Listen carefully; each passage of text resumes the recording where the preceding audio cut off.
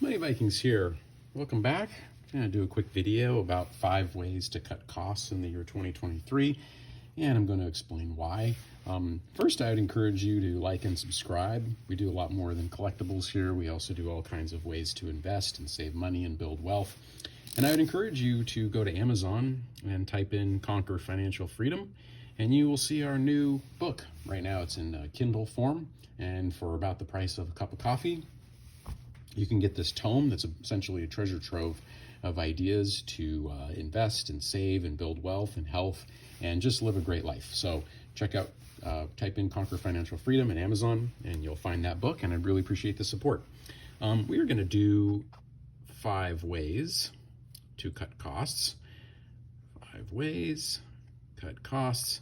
And I'm going to talk about why.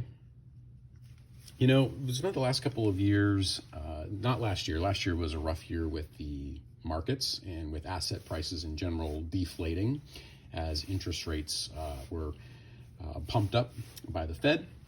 But we need to remember that wealth building is a combination of investing and keeping costs under control and making sure that your cash flow is going in the right direction. Typically, you want your cash flow as much as possible to go into assets, and you want less of it to go into liabilities. So I think 2023 is another year to really consider reducing costs in terms of building wealth in the long run, having good habits built up, having a good emergency fund, and all that jazz. So there's a couple ways that I'm looking at cutting costs. The first one I will encourage folks to do is check out your local Buy Nothing group. This is something that we have been part of for many years. And these are really interesting groups where the concept is to reduce consumption and to save money and to support your community. So there are these Buy Nothing groups, and they're typically, I think, on Facebook or other social media platforms. And what you do there is you essentially put items up that you would like to, get rid of or you don't need anymore. And your neighbors can, you have to be within a certain zip code. Your neighbors can request to have that item. You leave it out front, they come and get it. But on the other hand, you can also go get items.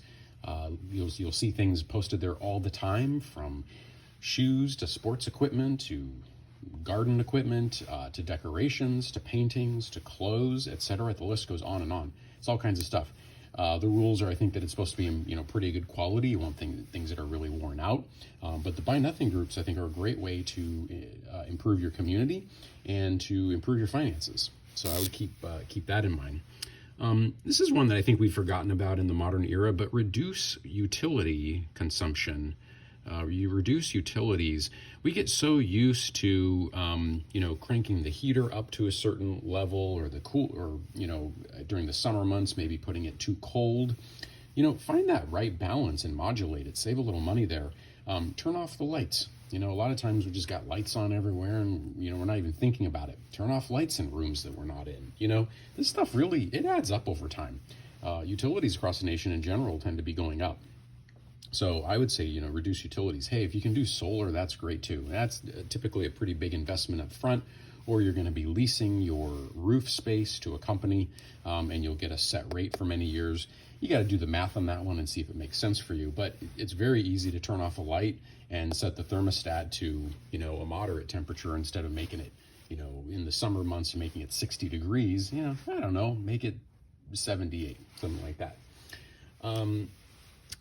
So this one we got to do. It's the less coffee out. That adds up the coffee habit. So I would just say, try to make a few cups at home. It's cliche, but it's true. It adds up.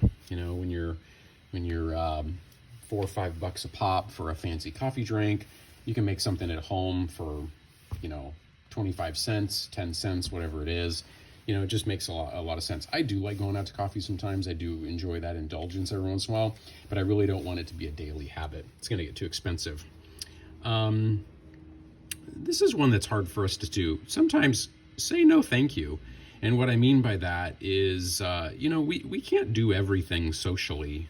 Sometimes we just can't afford to, go to the latest, Disneyland theme park, or go out to that expensive dinner with a bunch of friends. Maybe there's some times, once a month when we just have to say, yeah, it's just not in my budget this month. I can't go to Disneyland.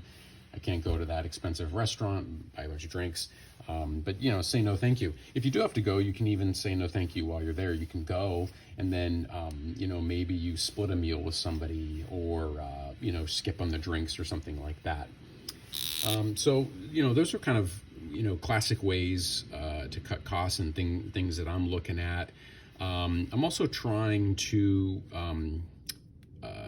care better for the items I have, care for current possessions.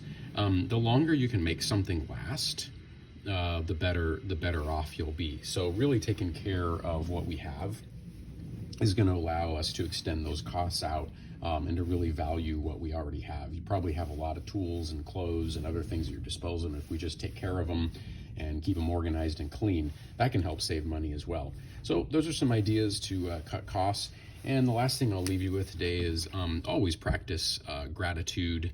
As we know, and perspective. Gratitude and perspective are very important to living a life of true wealth. So have gratitude for all the people and the things and the abundance that you have. Hey, thanks a lot for watching this short video. Please like and subscribe, and check out truewealth.moneyvikings.com. Go to Amazon, type in Conquer Financial Freedom, get a copy of our book, and I think you'll be really happy and pleased with the value that it brings to you in your life. Thank you very much. Take care.